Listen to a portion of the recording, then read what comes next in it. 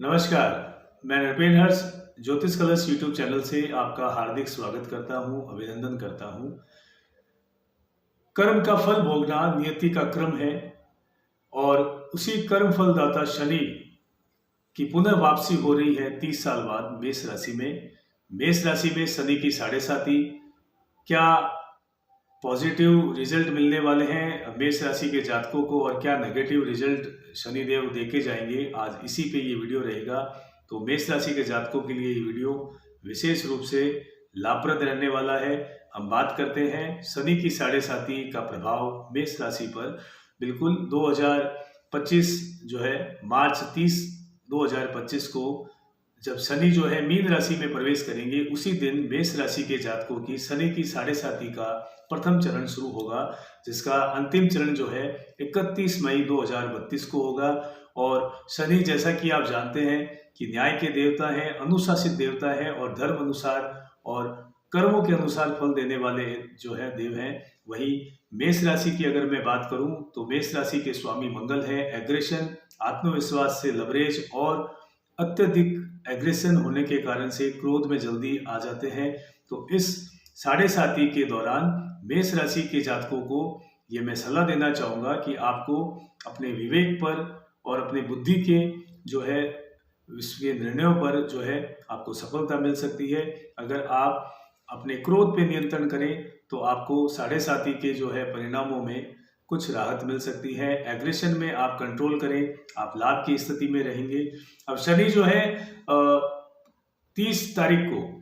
30 मार्च 2025 को जब मीन राशि में प्रवेश करेंगे तो मेष राशि जो है, मेष राशि की अगर मैं बात करूं, मेष राशि की कुंडली की अगर मैं बात करूं तो वहां 12वें भाव में शनि विराजमान होंगे, व्यय के भाव में विराजमान होंगे।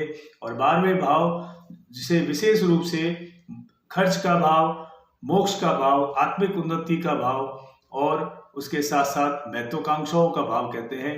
तो यहाँ शनिदेव बैठ करके आपके खर्च को अनियंत्रित करेंगे।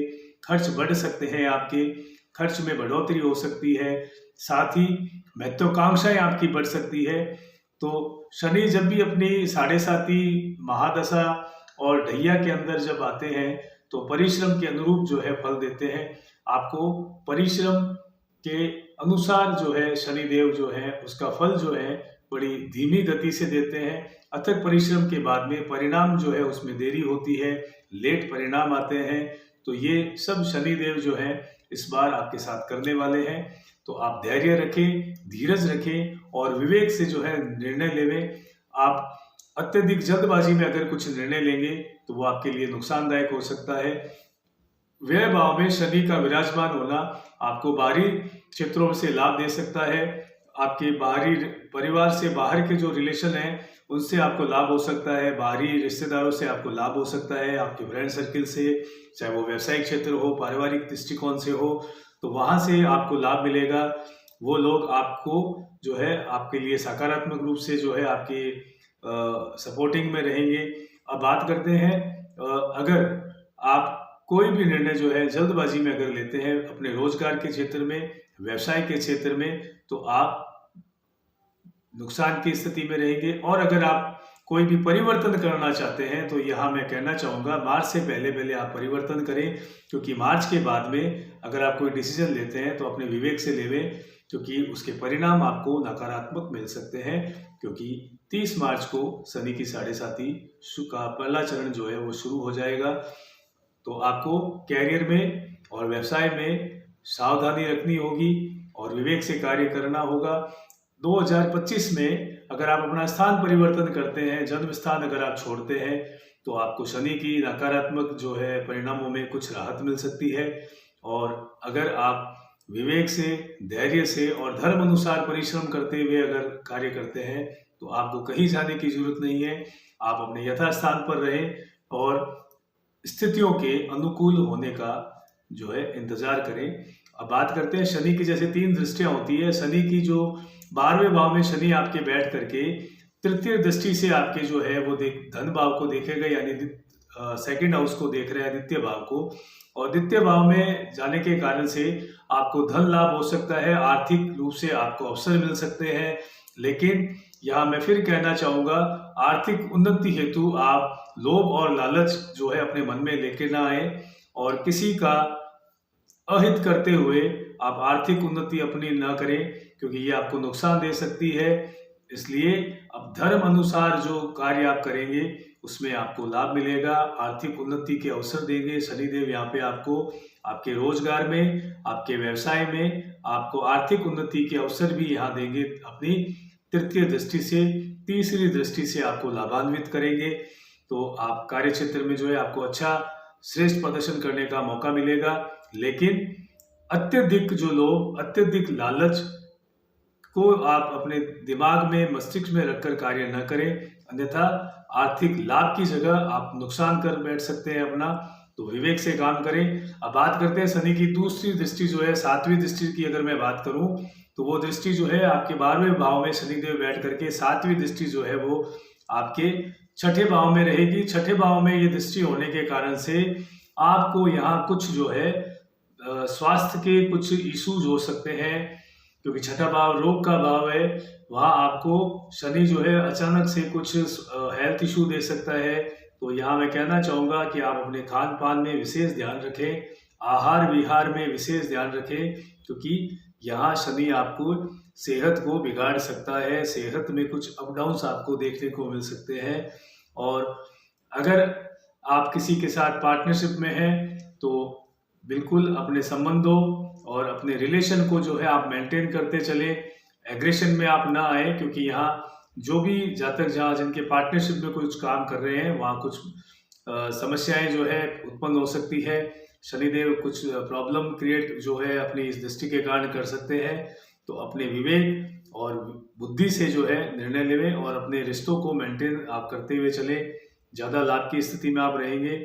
वहीं मैं शनि की 10वीं दृष्टि की अगर बात करूं तो 12वें भाव में शनिदेव विराजमान होकर के 10वीं दृष्टि से आपके 9वें भाव को देखेंगे। ये बहुत ही अच्छा और लाभप्रद जो है ये दृष्टि रहेगी, क्योंकि ये दृष्टि आपको अध्यात्म की तरफ लेके जाएगी। आपका झुकाव अध्यात्म की तरफ होगा, ईश्वर के प्रति होगा, ईश्वर में आपकी आसक्ति रहेगी, ईश्वर में आपकी जो है श्रद्धा रहेगी। और इस साढ़े साती के पूरे चरण में अगर आप अध्यात्म की तरफ अपना झुकाव कुछ रखते हैं तो आप शनि की नकारात्मक जो रिजल्ट है उसमें आपको कुछ राहत जो है मिलनी शुरू हो जाएगी। ये मैं कहना इसलिए कह रहा हूँ क्योंकि शनि की 10वीं दृष्टि जो है वो आपको अध्यात्म की तरफ लेके जाएगी, ईश्वर में आपकी आसक्ति होनी शुरू होगी। अगर आप अपना कुछ समय जो है अपने मेडिटेशन में, ध्यान में, पाठ पूजा में अगर आप लगाते हैं, अगर किसी आपका जो भी इष्ट आराध्य देव है उन्हें अगर आप स्तुति करते हैं, कुछ स्मरण करते हैं, तो शनि की इस दृष्टि के कारण आपको जो नुकसान या जो डेंट जो मिलने वाला है उसकी जो ग्राफ में आपको स्वतः ही जो है कुछ कमी दिखनी शुरू होगी। और उससे एक चीज और कि आपका जो माइंड सेट जो रहेगा वो हमेशा धर्मपरायण कार्यों में रहेगा।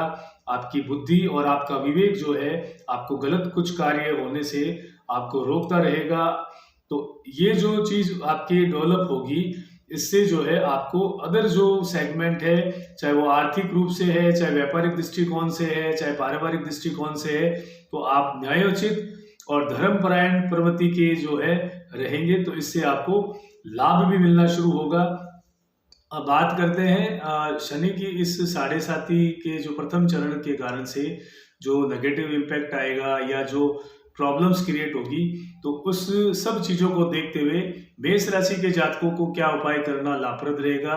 तो उसमें मेरा सुझाव ये रहेगा कि आप जो शिवलिंग जो है उस पर नियमित रूप से जो है पंचामृत अर्पण करना शुरू करें और महीने में एक बार जो है शिव का अभिषेक करना शुरू करें, लाभ की स्थिति में रहेंगे। और सूर्य देव को आप नियमित रूप से जल अर्पण करना शुरू करें, सूर्य देव को जल चढ़ाएं और हनुमान चालीसा या सुंदरकांड का पाठ महीने में एक बार जो है आपको सुंदरकांड का पाठ करना आपको लाभ की स्थिति में रखेगा। बाकी नियमित रूप से आप हनुमान चालीसा का पाठ करें और शनिवार जो है आप किसी शनि मंदिर में जाएं और शनि देव के समक्ष जो है क्षमा याचना करें, सॉरी फील करें और उन्हें जो है तिल और सरसों का तेल जो है वो अर्पण करें, तो आप लाभ की स्थिति में रहेंगे। और इसी के साथ एक नए वीडियो को लेकर के बहुत जल्द आपसे रूबरू होने का मौका मिलेगा। तब तक मैं नृपेंद्र हर्ष बहुत बहुत शुभकामनाओं सहित आपसे आज्ञा चाहूँगा। नमस्कार।